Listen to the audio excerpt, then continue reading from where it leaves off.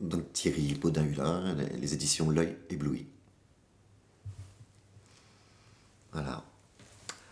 On m'a demandé de parler de L'Œil ébloui en partant d'une lettre, qui est la lettre A. Le tirage au sort a voulu que ça soit la lettre A. Donc tout commence par la lettre A. Peut-être commencer par lire un extrait d'un livre que j'ai sorti récemment, qui est un abécédaire, justement. Et ça va bien en plus avec le thème du salon BD Plume. Et le A de l'abécédaire, c'est l'amour de l'art. L'artiste s'attriste, l'artiste s'acharne à agrandir les aquarelles amorales de son cœur, etc. Tout commence par le A et par l'amour de l'art. Donc c'est bien par l'amour de l'art que L'Œil ébloui est né, par l'amour des écrits, de l'auteur, de l'artiste, auteur, artiste.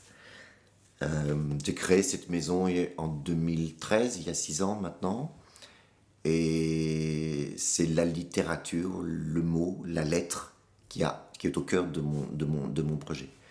Fiction, roman, nouvelle, poésie. L'abécédaire est bien un recueil de poésie. Font mon univers et je vais chercher les choses qui me touchent au plus profond de moi par amour de l'art. Voilà. Les auteurs féminins ou masculins que je vais chercher sont des gens que je connais, que j'ai appris à connaître, que j'ai rencontrés et qui ont écrit des choses qui me touchent particulièrement et avec qui je crée une relation de profonde amitié. Amitié. Je ne conçois pas le travail d'éditeur sans qu'il y ait un travail fort entre l'auteur et l'éditeur et celui qui va promouvoir l'ouvrage ou l'écrit que l'écrivain a conçu. Donc c'est par amour de l'auteur, par amour des écrits que tout se crée, que tout se fait. Dans les auteurs, commençant par un A, il y en a un que j'ai publié 2 fois, Andrieux, Jean-Paul Andrieux. Jean-Paul Andrieux, qui est un professeur à l'université d'Assas à Paris, est aussi écrivain et de très beaux récits, Le Flacon, qui m'a écrit exprès pour moi, et puis un ouvrage de poésie qui est Le Rêve de Cousaille. Voilà. Et Le Rêve de Cousaille que je vous présente ici parce que justement l'auteur a travaillé avec un artiste. Et ce que je souhaite beaucoup dans une collection, là c'est une collection plus proprement poétique, c'est que l'auteur ait la même importance que l'artiste. Et là, Jean-Paul Andrieux m'a proposé un projet avec l'artiste Marc Bergère, et Le Rêve de Cousaille est une très belle déclinaison, je ne sais pas si on le voit bien à la caméra. Voilà, très belle déclinaison entre le texte que je vais vous présenter. Je vais le lever. Entre le texte et l'image fait par un artiste. Et ça, cette association artiste-auteur, pour moi, est d'une très grande importance parce qu'il permet des projets plus sensibles, plus communs, plus singuliers aussi. Et les rencontres créent toujours des osmoses intéressantes. Osmose, c'est pas le A.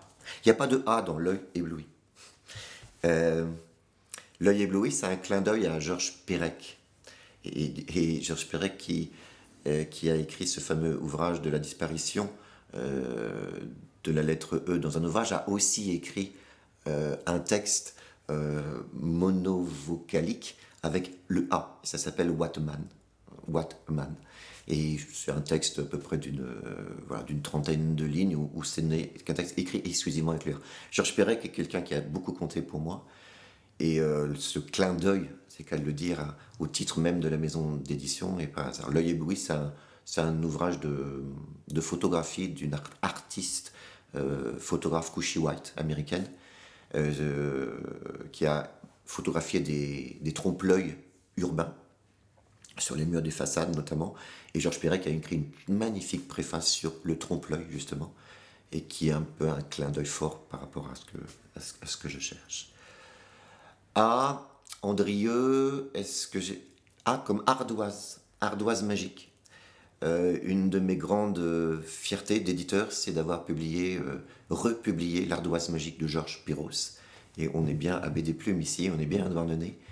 Je suis très content d'avoir sorti de façon autonome ce texte essentiel de Perros qu'il a écrit à la fin de sa vie sur sa maladie.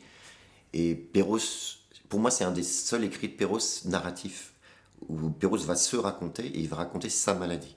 Mais Perros fait du Perros, c'est-à-dire que tout en racontant, en relatant sa maladie, eh ben, il va revenir à la forme de l'aphorisme, de la petite pensée, du fragment, et ça va être une réflexion sur la mort, la communication, l'absence de langage, l'existence d'une façon générale. Texte sublime, et je suis très heureux que ce texte, j'ai pu le faire avec un très beau dessin de couverture fait par son fils Frédéric Poulot, qui m'a gentiment fait confiance pour la sortie de ce livre. Voilà, Perrault, Cendrilleux, fiction, poésie. Voilà, aujourd'hui un catalogue d'une quinzaine de titres. 4-5 ouvrages par an. Et je vais continuer dans cette même lignée, c'est-à-dire retrouver des choses qui me touchent au plus profond, qui touchent l'âme et le sensible, et l'intime également. Voilà, pour terminer avec un A. Merci.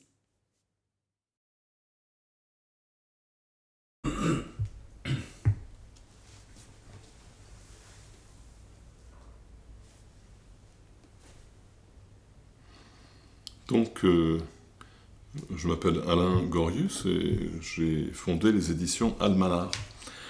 Donc, c'est une maison d'édition qui a vu le jour au Maroc, pour une raison bien simple, c'est que nous étions installés là-bas, ma femme et moi, depuis déjà quelques années, lorsque nous avons repris une galerie d'art, et qui s'appelait donc la galerie Almanar. Et Almanar, en arabe classique, signifie le phare. Elle s'appelait le phare parce que nous étions au bord de mer, à Casablanca, sur la corniche de Casablanca, et qu'en face de nous, il y avait un phare. Le phare d'El Hank, avec un H. Et donc, c'est dans le cadre de cette galerie que nous avons commencé un beau jour à publier des livres qui étaient donc des livres d'artistes. Au départ, uniquement, puisque bien sûr nous avions affaire avec des artistes qui étaient la plupart marocains.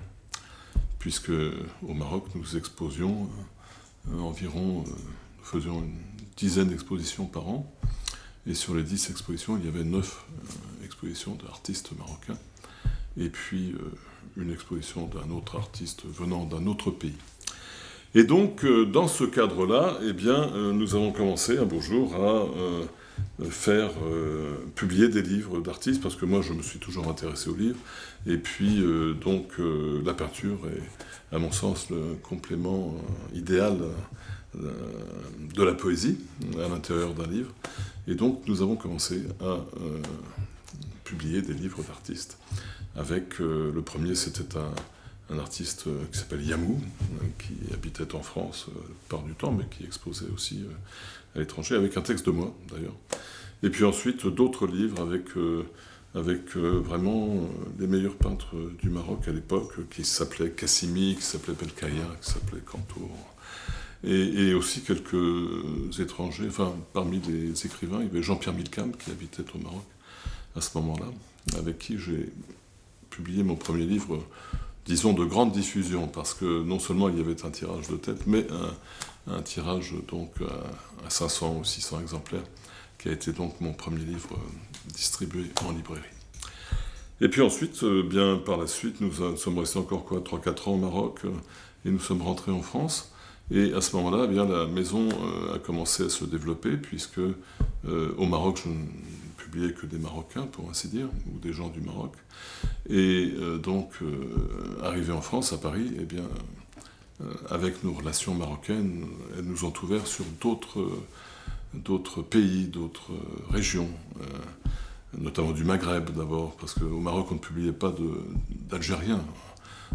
L'Algérie et le Maroc ayant des relations compliquées, et puis on n'en connaissait pas tout simplement.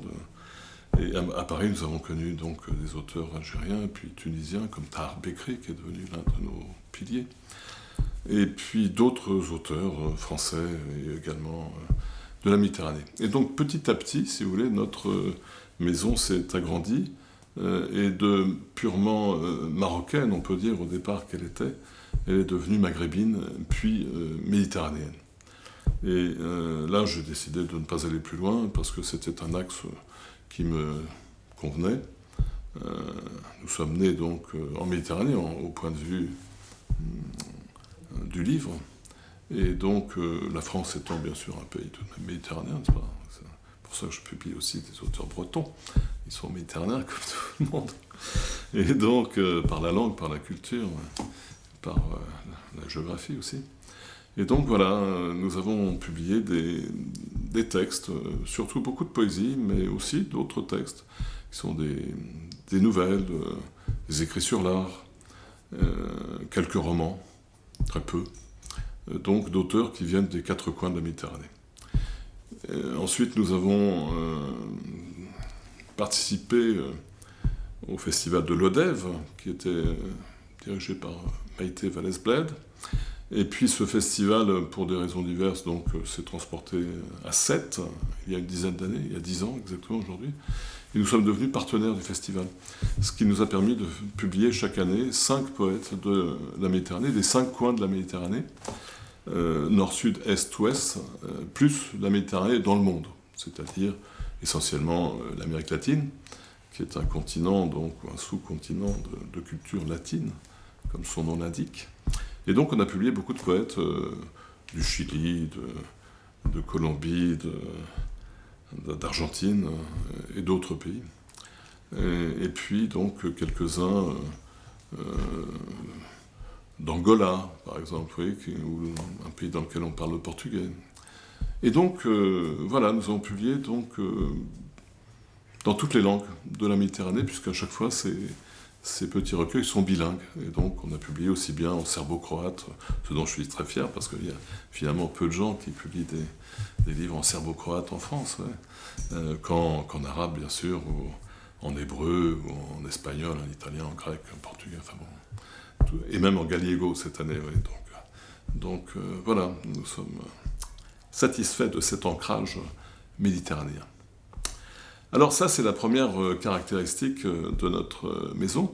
La deuxième étant le fait que dans chaque livre, nous essayons d'établir un dialogue entre un peintre qui accompagne, ou un graveur, ou un illustrateur, enfin un graphiste, qui accompagne donc le texte du poète, dans la mesure où, comme je le disais tout à l'heure, oui, je pense que la peinture est un bon intercesseur, si vous voulez, auprès du public, et qu'elle permet aux gens d'entrer plus facilement dans la poésie que l'on propose.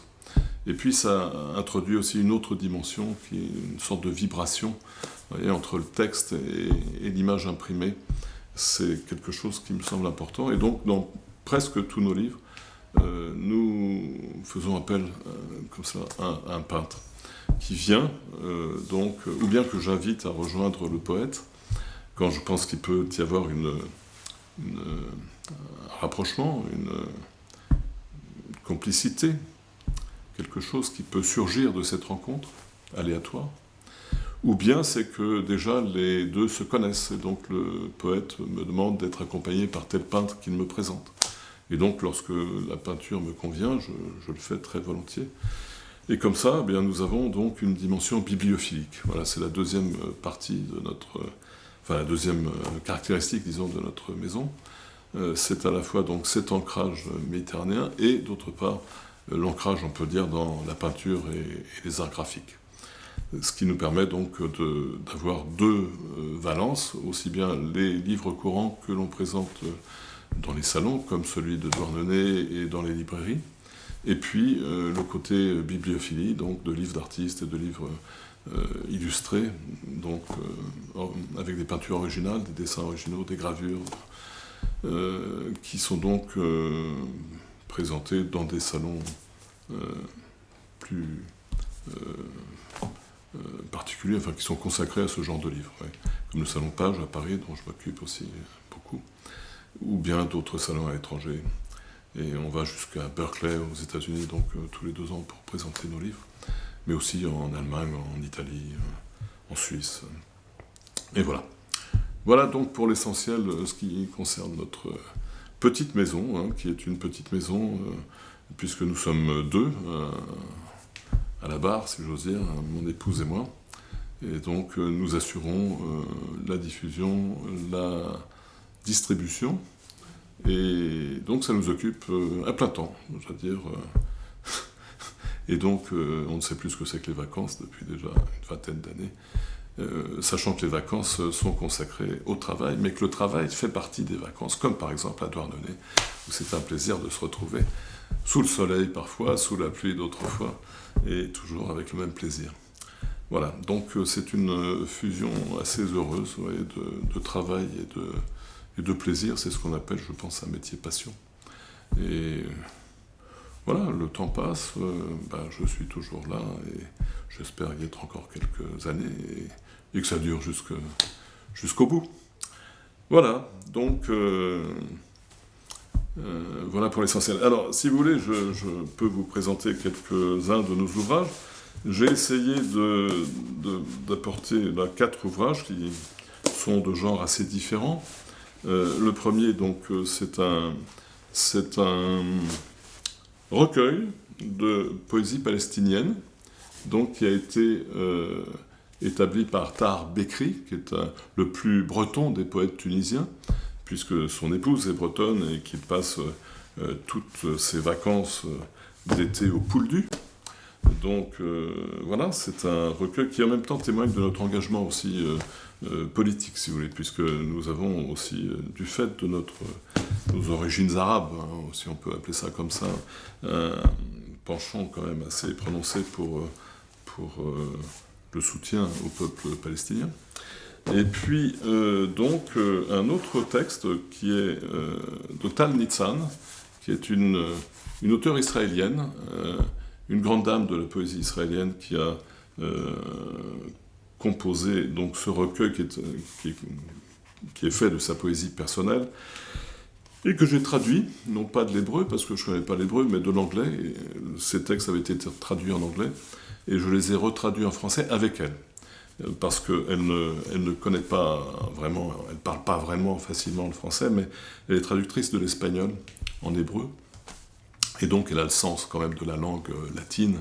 Et ensemble, on a retraduit ce texte et je suis très, très content parce qu'elle m'a dit à la fin du travail que finalement, le résultat auquel j'étais parvenu était plus proche de l'original en hébreu que la traduction anglaise de laquelle j'étais parti. Donc c'était quand même signe que ça avait bien marché. Et c'est une dame qui est une militante pour la paix en Israël, donc dont on entend assez peu la voix en Israël et à l'étranger, et qui est vraiment une grande militante pour la paix. Et en témoigne le fait que, par exemple, une famille palestinienne qu'elle connaît bien a donné son prénom, qui est un prénom purement hébraïque, Tal, à sa petite fille. Ouais, donc voilà. J'ai bien montré les deux ensemble, les deux côtés, palestiniens et israéliens, quand ils vont dans le bon sens, à mon sens.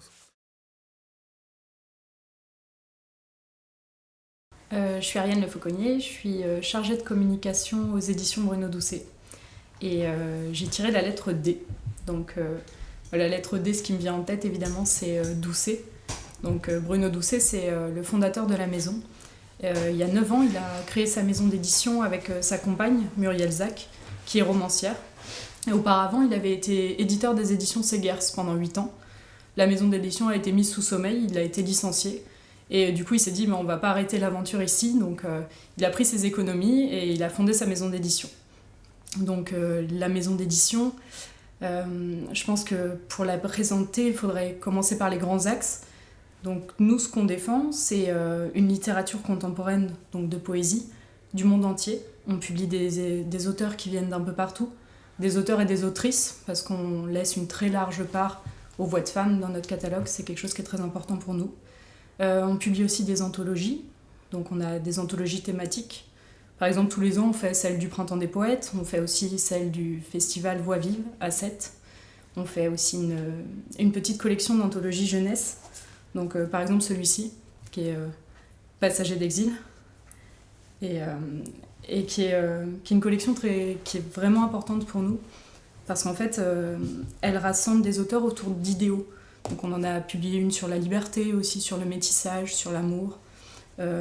Et cette collection, elle nous permet de toucher un public qui n'a pas forcément accès à la poésie contemporaine, qui est le public des adolescents, mais aussi de faire découvrir au grand public des textes auxquels ils n'ont pas forcément accès, qui connaissent moins bien, parce que la poésie, ça fait toujours un peu peur, ça véhicule beaucoup de clichés, beaucoup d'a priori, et justement, nous, c'est un axe aussi qui est important dans la maison, c'est qu'on veut s'adresser au plus grand nombre. Donc les voix qu'on défend et les voix qu'on publie, les voix qu'on promeut, parce que ça c'est plutôt mon travail aussi avec Muriel Zac, c'est des voix qui sont des voix accessibles à tous en fait, qui sont là pour faire partager du sentiment humain, du sentiment aussi engagé. On a des textes très humanistes, très fraternels. Et voilà, le but c'est que son voisin, son ami, son cousin, tous les gens qui nous disent « Ah non, mais moi je lis pas de poésie », c'est leur dire « Bah attends, est-ce que tu connais ça ?» Et ça, tous les gens un peu révoltés, par exemple, dans les anthologies qu'on aime beaucoup et qui nous tiennent à cœur, il y a eu celle-ci, qui est l'insurrection poétique, qui était le thème du Printemps des poètes en 2015. Et ça, c'est un de nos fondamentaux aussi, c'est-à-dire une poésie qui s'insurge, une poésie qui résiste, parce que la littérature, c'est aussi un moteur de résistance, c'est un moteur de partage, c'est un moteur de lien humain. Et voilà, ça c'est pour ça qu'on publie des gens qui viennent de partout. Là, en septembre, on va publier quelqu'un qui est invité au festival Baie des Plumes de Douarnenez, qui est Soit de la Bise, et qui est d'origine algérienne. Et dans Je franchis les barbelés, c'est aussi un texte qui dit non au diktat de la religion, qui dit non à l'oppression des femmes, et qui en même temps est un texte très lumineux, plein d'espoir, et qui est très emblématique. Pour moi, c'est un de ceux qui représente le mieux tout ce qu'on véhicule, tout ce qui est présent dans notre maison, qui est une maison à taille humaine, parce qu'on est du coup 3 salariés, et Muriel Zac, mais qui est très importante, donc la compagne de Bruno, mais qui est aussi éditrice, qui a plusieurs collections, qui lance une collection jeunesse aussi en octobre. Donc voilà, tout ce qu'on fait, tout ce pour quoi on travaille, c'est d'aller vers l'autre, de lui tendre la main, et si dans la main on peut mettre un recueil de poésie, voilà, c'est ce qui est au cœur de notre métier.